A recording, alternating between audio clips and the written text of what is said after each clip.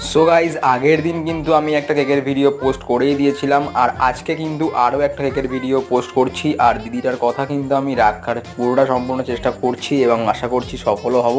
কারণ আগের দিন একটা ভিডিও আমি আপলোড করেছি, টোটাল 3টের মধ্যে থেকে একটা আপলোড করে দিয়েছি, আর আজকে আর একটা ভিডিও আপলোড করব।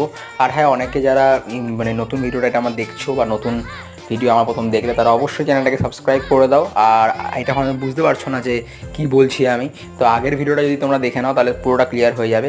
তো আজকেও ভিডিওটা আপলোড করলে আমার 50% মানে কথা আমি রাখতে পারবো, বাকি 50% কথা আরেকটা ভিডিও আপলোড করলে, মানে টোটাল 3টে ভিডিও আপলোড করে দিলে তখন কথা রাখতে পারবো। তো আগের ভিডিওতে কিন্তু দিদি অবশ্যই একটা কমেন্ট করেছিল, একটা রেড হার্ট দিয়েছিল, তো অসংখ্য ধন্যবাদ একটা সুন্দর রেড হার্ট দেওয়ার জন্য।